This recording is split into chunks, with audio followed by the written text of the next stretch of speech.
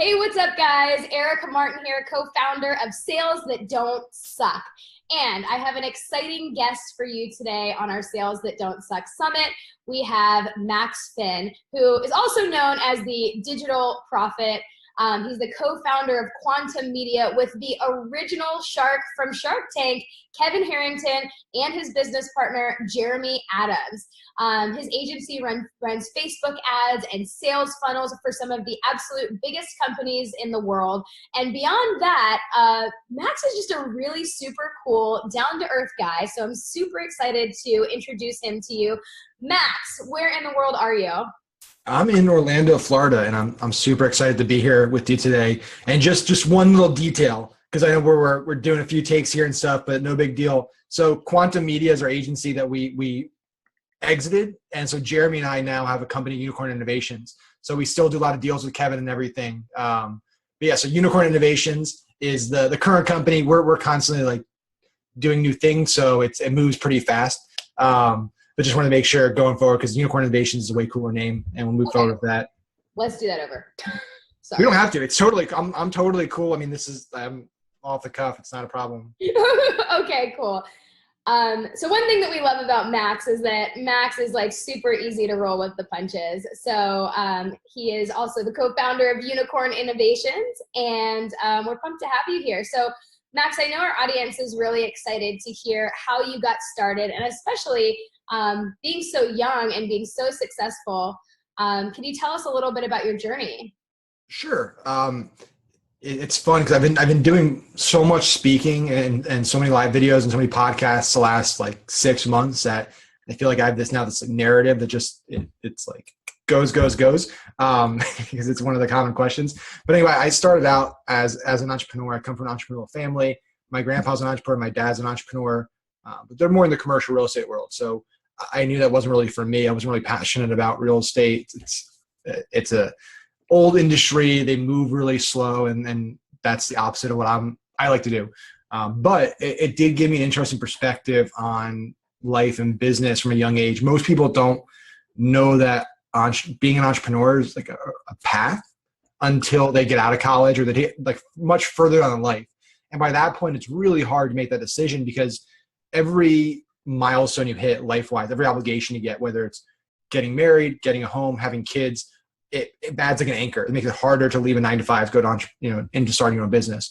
So I was very blessed that I was able to do that, and I've never had a 9-to-5 job since college. I had the crappy jobs in college. You work 14-hour days in the deli, which I think everyone should do to build a character. But since college, I've always done my own thing, always made my own paycheck. Started my first company while I was still in school. We raised a few $1 million of venture capital funding for that. It was a incentivized user-generated content platform. So we worked with brands and connected them with long-tail influencers to basically do like micro rewards for creating content like photos, sharing stuff on social media. Kind of ahead of the time. We were like mobile first before mobile became first. We were all about native advertising and UGC before that became a big thing. So we were a little ahead of the curve, but learned a ton, built a pretty big team, remote team, and tons and tons of stuff we learned from failing, and then also making, we had some successes and wins there as well. Towards the end of that, I got really passionate about e-commerce and the marketing component of it. And that's really what I wanted to do, is direct response marketing, digital marketing, and e-commerce. And so we started our first e-commerce store towards the end of that company called Startup Drugs, which is still one of our stores. And we have a lot of fun with it. It's more of just like a vanity brand. We have fun with it. It's not really like a company we really try to grow actively. We just experiment with it, and it's a fun brand to have. But that kind of propelled us to like how powerful it is using Facebook and e-com, like how low the barriers to entry are. And if you have some skill and talent and you're in the right areas, you can make a lot of money and be really successful.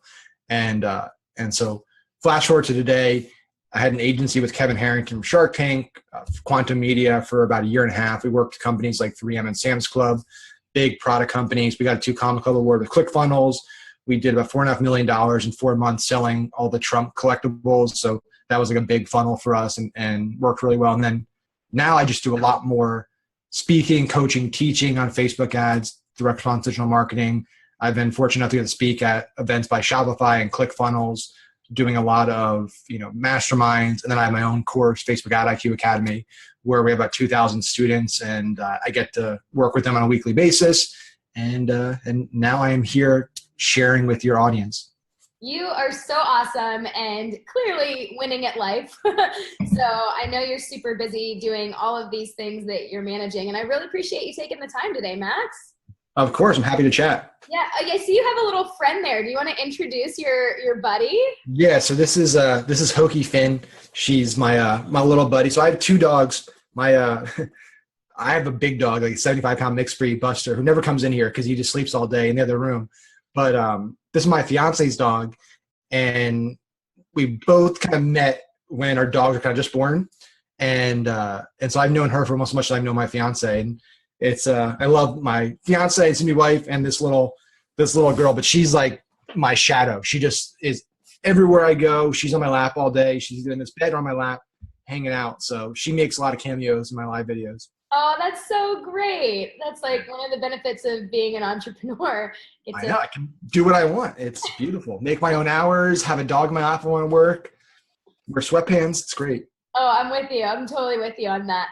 Well, let's have some fun. I want to just kind of get to know you a little bit on a personal level, behind the scenes. Are you up for a little fun rapid fire Q&A? Let's do it. Yeah. All right, let's do it. Okay. First thing that comes to mind. Number one place you want to travel right now and why? Bora Bora. There's a St. Regis hotel there that it's been a dream. I was fortunate to travel a lot when I know this is rapid fire questions and I'm totally elaborating on rapid fire questions, but I go on tangents a lot. So I got to travel a lot when I was young because my dad, we had 375 offices in 55 countries. So I got to travel a lot when I was younger and was fortunate that way. But like Bora Bora is one of those places I've always wanted to go to. It has, the St. Regis has these private villas on the water, like out on like a pier, and it just looks awesome. So that might be a honeymoon. I'm crossing our fingers that we can save up a little more and make that trip. Dude, that'd be awesome. It would. It'd be fun. You can always feel free to elaborate with us. If you had to pick one thing to eat for the rest of your life and calories didn't count, what would it be? It's such a tight race between pizza and steak. I love the two of them so much. I grew up in New Jersey, so we had 10 pizza places down the street from us, and they were all better than most pizza places in every other state. I think I could eat pizza every day. Awesome. Yeah. Awesome. And then what about your spirit animal? What is your spirit animal? Spirit animal. I would say unicorn. I have to go with that now. Right. Even though it's not a real animal, but it hasn't been proven. It could be out there. We've discovered things. We've discovered new species. I love it. And it's so appropriate. What's your favorite type of music? I'm super I like classic rock. I like rap. It's hard to put a favorite on because it depends on the mood you're in. I think there are some days where like the Eagles are great, and there's some days where Lil Wayne's great, and there's everything in the middle. But yeah, I would say classic rock like Eagles, Rolling, so like that genre is like stands the test of time. I think that'll still be my favorite. I'll still be listening to that like 40 or 50 years from now. Totally, 100%. Okay, so we're going to use our imaginations for this next one. Would you rather fight 1,000 duck-sized horses or one horse-sized duck? 1,000 duck-sized horses or one horse-sized duck. I think it'd be fun to fight the 1,000. Just to see, it would be more so. I might get defeated, but it'd be fun to just see thousands of mini horses the size of ducks. From an entertainment value, even if I lost that fight, I would rather fight them. It would be a much more like interesting engagement. Right, for sure. Oh, that's a great answer. And then last rapid fire is, what is your hidden talent that only your closest friends know?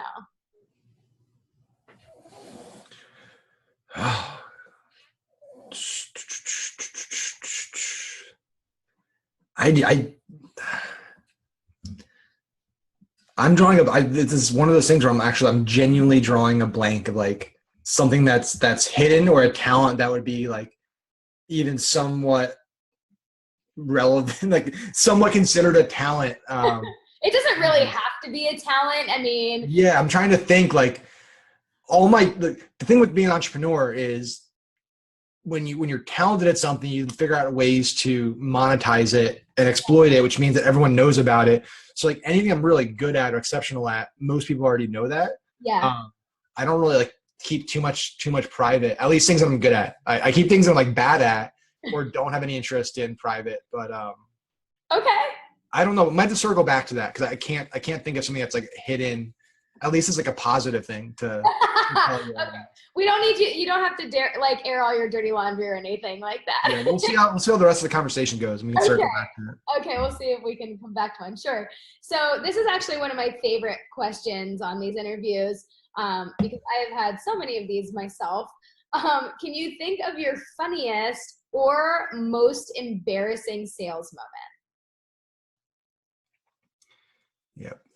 And so this is fun too, because this is super, just for everyone watching this as well, like this is super in the moment. Like I did a terrible job and for reasons I didn't see the email didn't get to me with the questions and stuff. So there's zero preparation going into any of these answers. I think like from a sales moment, it's more of like because I'm not a true salesperson. Like Jeremy, my partner, handles a lot of the sales and biz dev. I do everything in the back like, digitally, right? So I don't really interface with clients too much. What I can say is, so one of the things we sold when my first startup was our equity. Like we raised money, and so me and my partner, one of our sales guys actually watched a show called $1 Million Garages, and one of the guys, Francis Wisniewski, who was on the show, he cold called him and said like, "Hey, we're a startup in Orlando and we're raising money. Would you be interested?" Like crazy. I don't know what he was thinking, but he said, "Sure, I'd like to meet you guys." We flew out to Chicago and we met with him, and he is one of the coolest houses I've ever saw. His garage is literally the size of like a Amway center, like basketball center. Like, it was crazy. It had like lifts for cars, a casino in it. And we ended up getting a verbal handshake on a term sheet after that weekend. We met with his partners and got a deal done literally in the weekend. We came back we were actually in Tampa at the time, and we had hired a CTO because both my partner Nick and I didn't know how to code or anything technical. So we brought on a kind of seasoned gray-haired CTO to build our tech team and our technology. And so he tried to basically leverage that to basically get a massive raise to vest all of his equity, basically tried to strong arm us and use that against us because his mentality was if they don't give it to me and I walk, they'd then go back to this investor and say, "Hey, we're a technology company. Our CTO just left the company." And that would torpedo the deal. So we actually called his bluff and we didn't give him what he wanted because that would have been absurd. I think that would have looked just as bad to our investor if we did do that. But I remember having to call him the next, literally 3 days after we flew and shook our hands. And part of the value proposition was the CTO and the tech team and his experience at Lockheed Martin, big tech companies. That was part of the deal. And we had to tell him, "Hey, Francis, we have some good news, we have some bad news. The good news is, we freed up a lot of equity in the company for options and for bringing on talent. We have our junior developers stepping up. But the bad news is our CTO did this and we had to let him go." And that was one of the most uncomfortable calls I've ever do. And I consider it a sales call because it's, we were selling part of the company. Fortunately, it was the longest silence ever on the phone and you're just thinking this is it. We're going to have to go back to the drawing board. And he stuck with us and gave us the opportunity, which was incredible. And we ended up getting the app out there and growing and everything. Had 500,000 users on the app. So it turned out to be a positive, but that was one of the toughest phone calls and situations from a sales standpoint. Oh my gosh, I bet. I can't imagine. Your heart must have been beating through your chest in that moment. Oh my God. I was 20, I think I was 20 years old at the time. So I had no experience with this was as early on in my career as possible and had no experience, no mentors, nobody to sound an idea off of. It was very stressful and scary. Yeah, for sure, man. One thing I really love about the way you do business, Max, is you're very authentic. You're super transparent. You're very real, relatable. You know, and I'm a part of your Facebook IQ, which is awesome. So for anybody watching this, certainly check that out because I mean, they have some amazing strategies there. How do you feel about, you know, having the ability to sell products online in the way that you do, and then also maintaining the integrity and I guess like the intimacy, that vibe that you have with each and every one of your clients? Can you tell us a little bit about that? Yeah, it's funny because I had a call with one of my students who won. I did a Facebook Messenger webinar last week, and I did a bunch of prizes and giveaways. And one of the guys, I'm building a messenger bot for him. That's one of the prizes. And he's 17-year-old kid from the Netherlands, and he was so like appreciative of just me spending time on the phone with them. And I'd also done an audit of one of his ads, one of our sessions, and I get this repeatedly. What I think is interesting right now in the current kind of coaching, training, teaching space is the people that are just creating like the content and then selling it. I mean, I don't understand the mindset there because it's so difficult to continue to do that, continue to sell it because the stuff comes so outdated.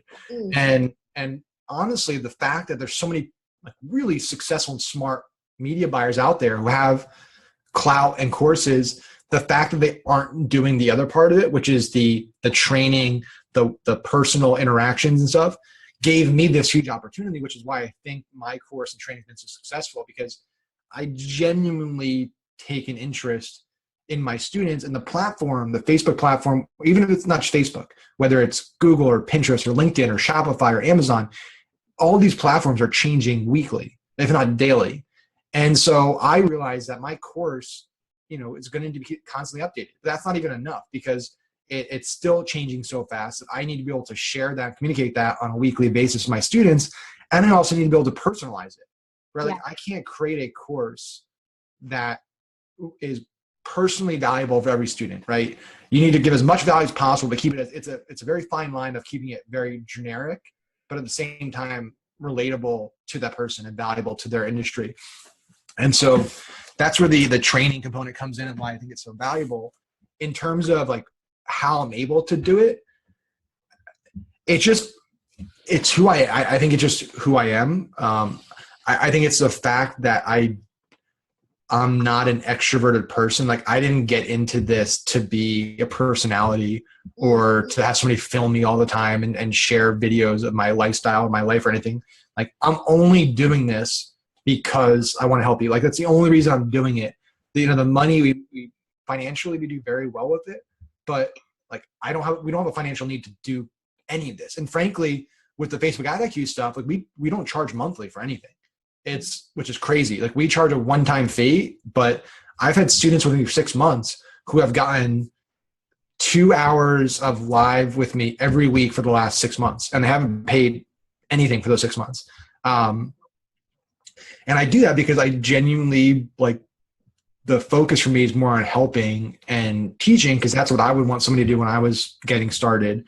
Yeah. And if I'm investing in a training program, I'd want that type of relatability. And I also believe that when you do things because it's the right thing to do and because you're passionate about it and love doing it, those are the things that make the most money.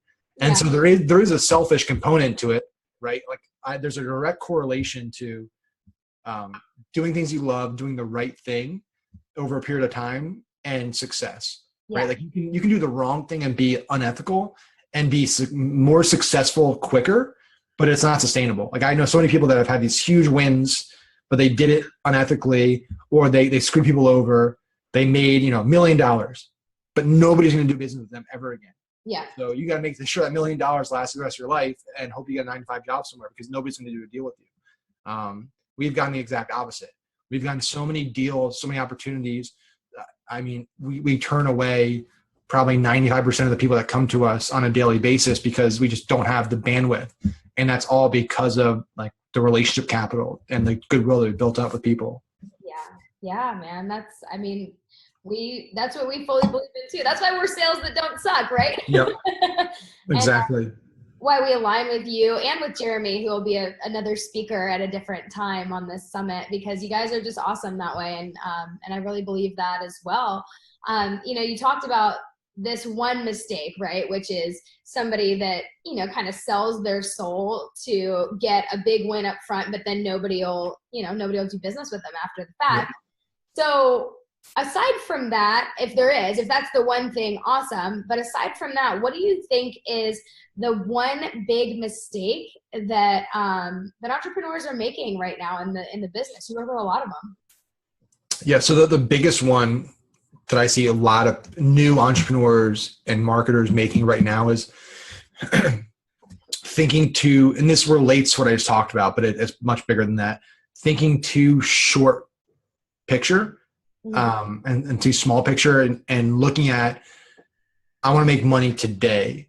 And so I'm going to take on clients and take on deals from people that are going to write me a check today, regardless of whether that's the right client to take on. And there is, I've learned this the hard way. And this is why I talk about it so much, because I've learned this. I've lost a lot. I've made lots of mistakes. I've wasted a lot of time in my life because I did this, of taking the easy money by being like a price competitor, meaning that you're basically competing for the bottom. You're trying to compete on price, and that's easy, right? If you're in a service business, you can compete on price. You can keep undercutting. And that's what's happening right now in the agency world is you have a handful of people that are competing on quality and value, and they're taking the big clients and the best businesses, but the rest of the people are just price. Who can manage my social media cheaper? Who can run my Facebook ads cheaper? And there's two negative things that come from that. One is that like scaling a service-based business is really, really tough. It's very time consuming, and you got to bring on people. You can't scale your time after certain points. You need to start hiring. And when you start hiring, the margins don't make sense anymore. Like when you're an independent contractor, you're like, it's fine. I don't care if it's $1,000 a month, $1,500 a month, $5,000 a month. Like, it's all going to me, right? Like, it's my time. I can sell it. So if it sounds good to somebody that's never made money before, that's willing to take on 10 clients at $1,000 a month, that's $10,000 for them. Yeah. And that's great. I mean, for 99.9% of people, making $10,000 a month is life-changing. The problem is, like, you personally can't manage 10 clients. Yeah. It's nearly impossible. So what you're going to have to do eventually is then you're going to say, okay, well, I need to bring on some help. And now you need to bring on people. And at a minimum, you're paying $2,500 a month, $3,000 a month for like low quality work. So all of a sudden now you might have to bring on two people. That 10,000 now is like 3,000. And so that's one part of it, is they don't think about that. They just think about money, regardless of how actually much they're getting for that client. The second is the quality of client you're bringing on. Like, that's a huge factor. If you're bringing on if a business is coming to you because this is like, they can't afford anybody else because this is all they have. This is the last $5,000 in the world they have. So, we're struggling. We're a year-old business. We haven't figured out anything that's really worked. But we know we need Facebook ads. We can only afford to pay you $1,000 retainer. And this $5,000 budget is like the last 5K we have. Or really close to that amount. And there's a lot of businesses out there that do this. Don't take that. That is such a terrible, terrible idea to take that money, because that person that just gave you their last $5,000 or close, they got $10,000 left. They are going to be on you like a hawk. You shouldn't be talking to your client every day, let alone every week. They're going to want updates hourly. Yeah. Because that's going to be so important to them. They're going to be all over you. You're going to have no time to do anything else. They're going to blame you. If you don't kill it, you're the one they're going to blame. Yeah. So that's the whole thing. And then two, if you're running a paid media campaign, like, a lot of this stuff does not happen overnight or even in the first month. We tell our clients, hey, it could take 2 to 3 months of testing to really find things that work and scale it.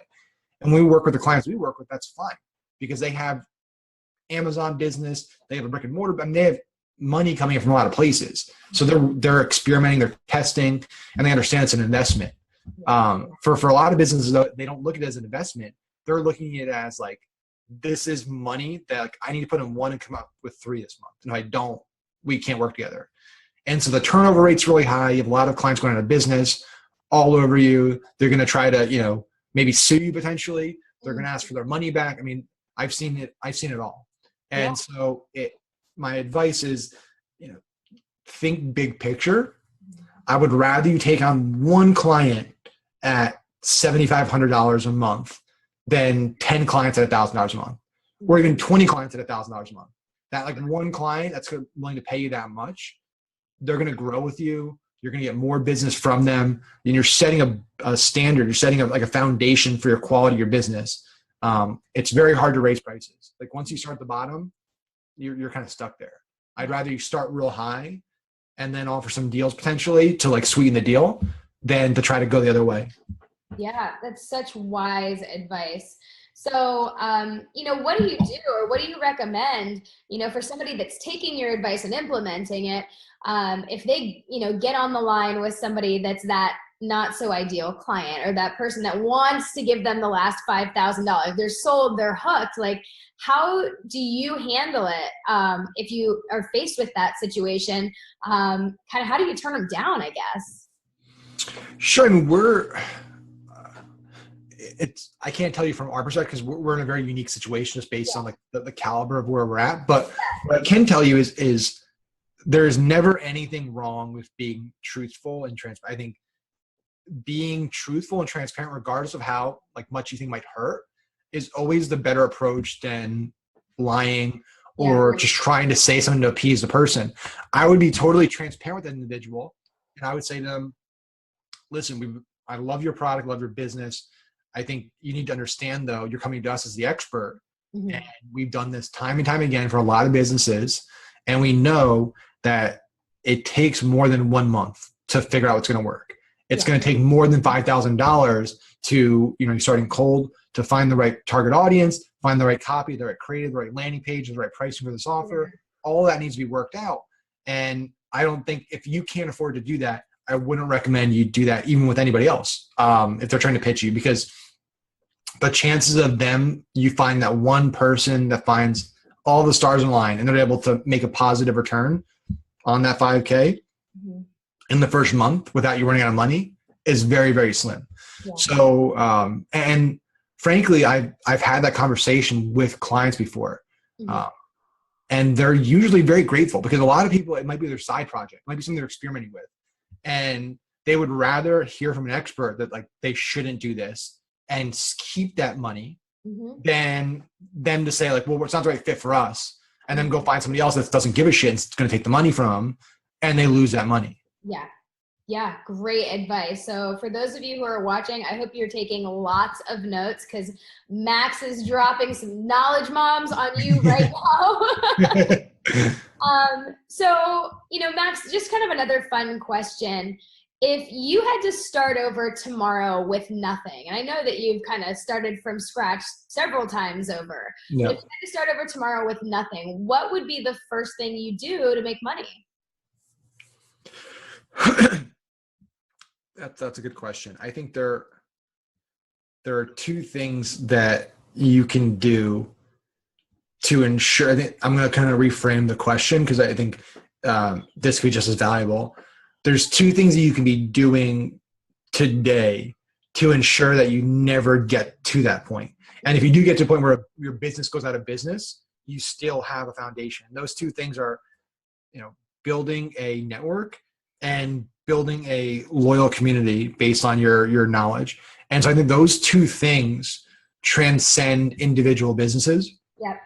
So for me, like networking, getting to meet and provide value to lots and lots of successful and high-level people and building genuine relationships with people, not just me asking them for things all the time, which is what happens to a lot of these guys. Like, people that I've gotten to become close with who are high-profile people, it's always ask, take. Yeah.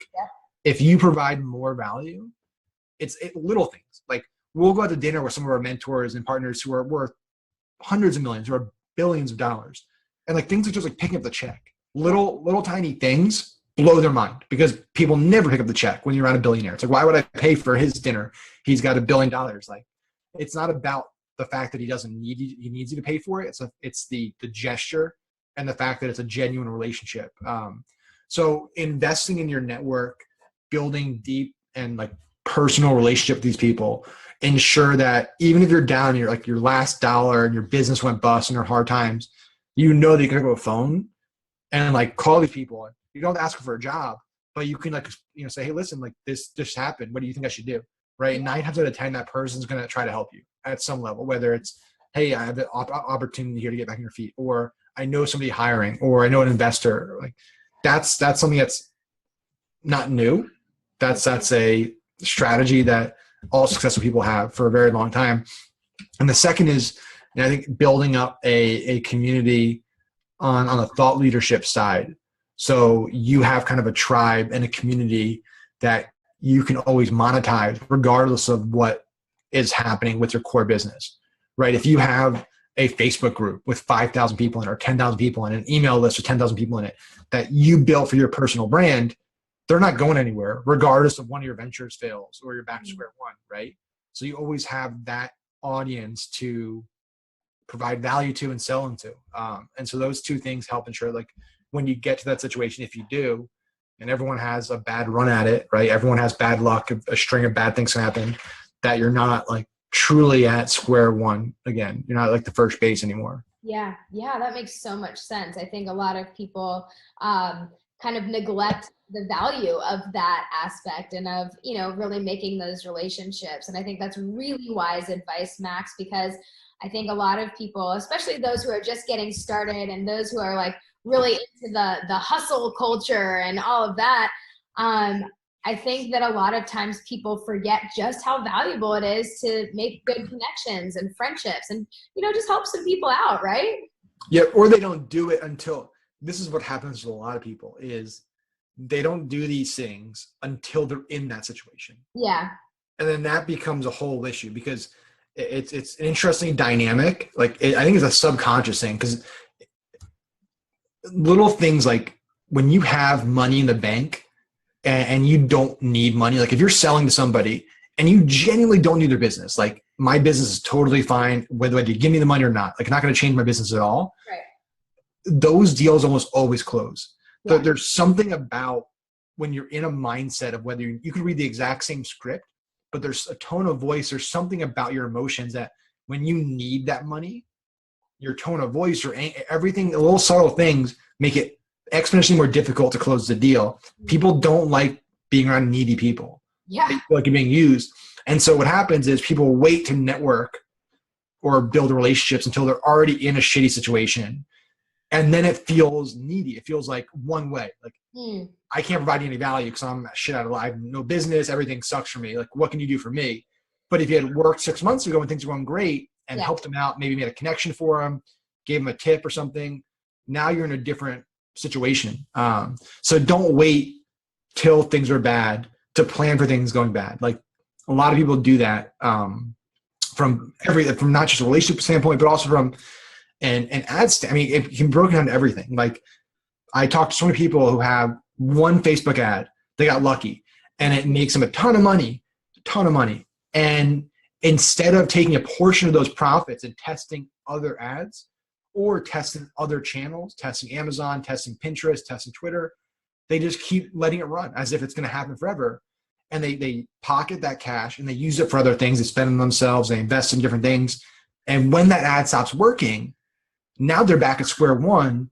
And now they got to come back out of pocket and invest, but they might not have that money anymore. But if they've just been planning for that going to zero again, which it would at some point, they'd be fine, because you can keep doing that, rolling profits and testing new things. Yeah. That's what successful people do. Successful people never get like content. Yeah. They never just rest on their current situation. They're constantly using the value that their current situation is providing them to find other areas of value. Yeah. And they're reinvesting in it. And so they might have one thing that made them their initial money, but they use that profit to find 2 more things and then 2 more things. And that's why a lot of the most successful people have 7, 8, 10 sources of income, because they keep experimenting, trying new things. Yeah. Great advice. So on our summit, we have, 2 different groups of people. We have some people that are just getting started, that really want to be successful. And then we also have people that have the ball rolling, that have a level of success, and they want to go to the next level. So I realize it's 2 different pieces of advice. So if you could give one piece of advice to somebody getting started, what would that be? Just like general entrepreneurship advice? Yeah, they want to be successful. Like, what would be, just one thing that you could share with them that would really help them? It's always hard to do one thing. I have two really good things, but Go for it. It's fine. So the first is, don't do things that you think you should be doing to make money, which is a lot of people do. A lot of people see people making money doing print-on-demand t-shirts, and they're like, I got to make a t-shirt store. But they're not passionate about it. They don't care about it. Or they're drop shipping a fidget spinner. Like, they're just following other people. And they usually fail 9 out of 10. Do what you're passionate about. Like, you need to find what you really love doing. And the best way to do that is to think in these terms. Like, if it's Saturday and you're waking up, would you be in all day, you got to do your business, like whatever your business is going to be. If that's what you have to do on Saturday, would you get out of bed being like, oh, I got to work today? Or would you be excited to do that? That's like a test that I ask a lot of people that I mentor. And for me, it's a no-brainer. Like, I love what I do. That's why I work 7 days a week, because I would be doing it for fun anyway. Yeah. So me waking up on a Sunday knowing I have to go build some ads for a client, like, it's not work for me. I enjoy doing it. It's fun. So that's a test I ask a lot of people. Like, do what you're passionate about that fits that question. Like, if you can't say yes to that, you're doing the wrong thing, and you need to find something else to do, because you're to make it as an entrepreneur, it's going to take a lot of time. It took me, I've worked 10 years, 7 days a week, made my own paycheck, no support, no safety net, and failing, struggling to make rent, struggling for everything, just to get to a point where literally it's been the last 2 years where, and even like 2 years ago, it was more so just like things are getting, no, I don't have to really worry about the basics anymore. And then to this point, the last 6 months, last year, where it's been like, I don't have to worry about money anymore. Yeah. But it's taken, 10 years to get to a point where you no longer have to worry about that. Yeah. A lot of people don't see that. They just see, they might have just found out about me 6 months ago, because I just started being more on the public side, and they think like, wow, he's overnight. Like, he came out of nowhere. He's started 6 months ago. And that's couldn't be further from the truth. So you need to be able to commit for a year. Like, this could take 5, 6, 8, 10 years to get to this point. And so and if you're not passionate about it, you don't love it, you won't make it. Like, there's no way you can make it 10 years. Most people cave. They're like, I got to find a 9-to-5 job. I can't do this anymore. So the passion side of it is huge. And then finding a mentor, finding a coach. Like, if you don't, you're going to make so many stupid mistakes. Because I didn't do that. Like, I didn't start investing in coaching and masterminds for myself until I had money, which is the catch-22 of it, is like, a lot of the masterminds and coaching can cost money. And if you don't have money, you can't invest in it. But I wish, like, 6 years ago, I invested like 80% of what I had in a coach or a mastermind, even if it was almost all my money, because I would have avoided so many mistakes. I would have met so many more high-level people. I would have closed so many more deals. It would have sped up the cycle of getting to success a lot faster. So find a coach, find a mentor, find a mastermind group, and get involved in that level. Yeah. Awesome. Such great advice, Max. And then, for somebody who already has the ball rolling, that they're already, have a level of success in their business, do you have any tips for them, like, maybe 1, maybe 2, to help them scale and grow their business to the next level? What are those steps? Sure. So the key to scaling any business is really about diversity and partnerships. And those are the two big things that help go from 6 to 7 to 8 figures in your business. And so on the diversity side, it's Ezra Firestone, who's become he was a guy, like, I was a hero of mine. I got to meet him and we've become friends this year. I got to speak at his event. But he gave a really, really good talk at his Ecom All-Stars event in Austin this summer that I got to speak at too.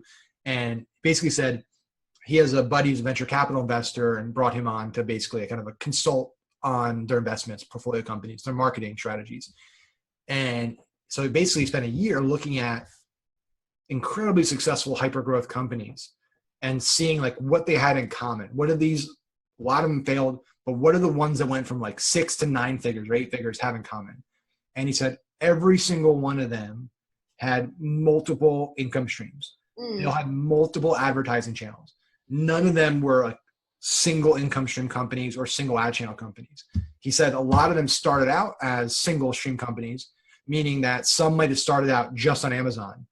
But what the successful ones did is they started taking a percent of their profits from Amazon and testing a Shopify store and testing other channels, testing eBay, testing Etsy, testing getting direct retail. And he said 90% of those channels failed, but you always found one or two more. So now a lot of these companies had 3-4 streams of income coming in instead of just Amazon. The same thing happened on the ad side. He said a lot of them were just Facebook advertisers, but they started then investing in Pinterest and Snapchat and Google and TV and radio and other channels. And again, most didn't work, but he found 2 or 3 others that worked really, really well. Yeah. So that's like a huge piece of advice I would give to any company out there. And because there's a lot of companies out there that are 7-figure companies that are just 7-figure Amazon companies. Yeah. Just on Shopify. Like they have very, very singular focuses. And it's scary to build your entire business, somebody else's business, essentially. You want to have as much diversity as possible to minimize that risk and also ensure you're getting as much upside as possible. Yeah. So that's a piece of advice that I got from a mentor of mine that I always pass along to other people. That's awesome. And we're very fortunate. As Ezra was one of our guests alongside you. Oh, awesome. On this summit. Super good dude. He's awesome. He's one of the coolest, like one of the nicest, smartest. Like, I mean, he's an incredible person. Yeah, I love this. It's like attracts like, you know, it's like we're all here together, you know, on the same mission to, you know, do good things in this world, this digital space, you know, with authenticity and genuineness. Max, this has been an amazing interview. You've been such a gracious guest, especially with me making a little mistake there at the beginning. Not a problem.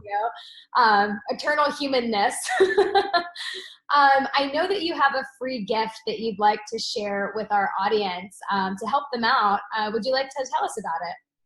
Sure. So we have a lot of cool things, but I think one of the most relevant and valuable right now, we're doing so much on Facebook Messenger. It's a massive, massive opportunity this year for most businesses. You know, we're seeing 80 to 90% open rates, 30% click through. I mean, it's blowing email out of the water. So we're investing a ton of time and effort into it, into the technology side of it.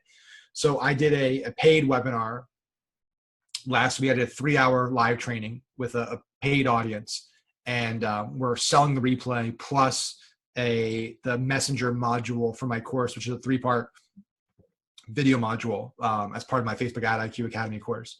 So we can offer that to everybody here so they can get the messenger webinar live training plus the messenger module from the course and become a rock star in Facebook Messenger. Dude, that is awesome. So for those of you watching, I mean, that is an incredible gift. And we'll link it up below so that you have direct access to that. We're also going to send it out to everybody on the list so that everybody will have that direct link and be able to take advantage of that awesome offer. And then Max, you know, how can people stay connected with you? How can they get in touch with you? Sure. So unicorninnovations.com is the best place to learn more about our company. That has all of my info. It has all of our courses, all the stores we own. It's basically like a one-stop shop for everything with Jeremy and myself. You know, feel free to, you know, follow me on Facebook, Max Wilson, either my public figure page, or you can shoot me a friend request. I'm getting close to the 5,000 mark, so I might not be accepting everybody, but you can always follow my page. I go live there pretty much every day. And then we have our Facebook Ad IQ group, which is it's private, but it's our public group. So it's not a paid group. It's a free group. And I do I share a lot of content in there, do a lot of live Q&As. So if you want to learn more about Facebook ads, digital marketing, that's a great group to be a part of. And so just search Facebook Ad IQ. It's the first one that comes up. Awesome. Well, Max, thank you so much for being here with us today. So many knowledge bombs have been dropped. So I hope everybody took lots of good notes. And we appreciate you being a part of the Sales That Don't Suck Summit. Thanks so much, Erica. Have a great day. You too.